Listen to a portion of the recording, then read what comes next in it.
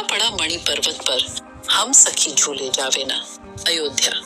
अयोध्या में सदियों से मणि पर्वत पर श्रावण शुक्ल पक्ष की तृतीया तिथि को झूलन महोत्सव मनाया जाता है और सभी स्थानों से विग्रह मणि पर्वत पर पहुंचते हैं, झूला झूलते हैं और उसी दिन से अयोध्या के लगभग सभी मंदिरों में झूलन महोत्सव प्रारंभ होता है।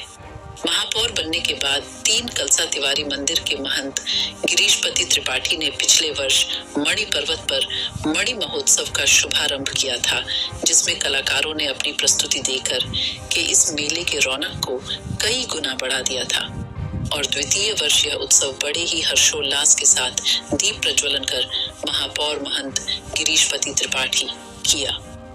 कार्यक्रम के संयोजक श्रीनिवास शास्त्री ने बताया कि पंडित ज्वाला प्रसाद संगीत विद्यालय के प्रधानाचार्य सत्य प्रकाश मिश्रा की शिष्य अंशिका के द्वारा गणेश वंदना जय गणपति वंदन गणनायक तेरी छवि अति सुंदर सुखदायक के गीत द्वारा हुई।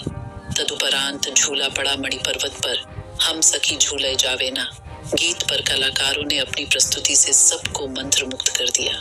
त्रेता युग में यह स्थान मणियों का पर्वत होता था और हमेशा जगमगाता रहता था। शास्त्रों के अनुसार उसी समय प्रभु श्री राम अपने भाइयों और माता पिता के साथ यहीं पर झूला झूलने आते थे और तभी से यह श्रावण शुक्ल पक्ष की तृतीया हरियाली तीज के दिन अयोध्या के सभी मंदिरों से भगवान यहाँ आते हैं, झूला झूलते हैं और इस दिन से अयोध्या में झूला महोत्सव प्रारंभ होता है।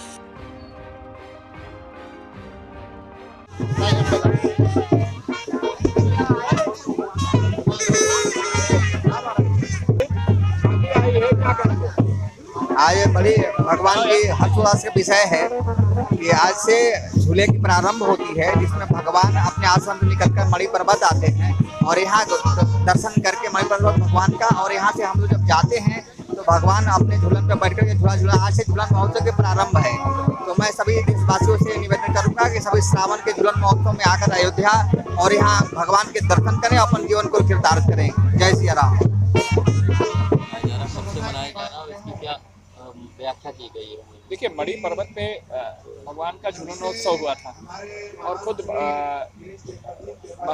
भगवान हमारे आराध्य प्रभु श्री राम और माता जानकी के यहाँ पे झूलनोत्सव के प्रसंग विभिन्न शास्त्रों में वर्णित हैं। तो उस कारण से यहाँ पर अयोध्या के विभिन्न मंदिरों से झूलनोत्सव के लिए श्री विग्रह आते हैं और मणि पर्वत पे उनको झूला झूला के फिर मंदिरों में झूलन का प्रारंभ होता है।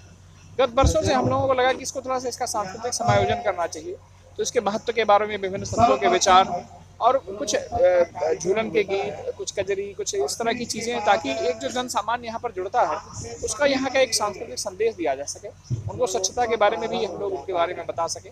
उस कारण से ही पिछले वर्ष ये उत्सव प्रारंभ हुआ है। अयोध्या के तमाम पूज्य संत महंत, उनके विचार भी हम लोगों को मिल रहे हैं और अयोध्या के तमाम नवोदित कलाकार अपनी प्रस्तुतियों के माध्यम से इस मणि महोत्सव में अपना रंग भर रहे हैं। मणि पर्वत अयोध्या में नहीं, देश विदेश में भी विख्यात है, तो इसके पीछे क्या कहानी है, क्या इसमें खास है? देखिए, ये कहा जाता है कि यहाँ पर भगवान को जो मणियाँ प्राप्त हुई थी या माता सीता की जो उनकी आभूषण की जो निधि थी वहाँ पर स्थापित की गई थी और उसकी इतनी प्रचुर मात्रा थी कि वो एक पर्वताकार हो गया था। इस कारण से इसको मणि पर्वत का नाम दिया गया।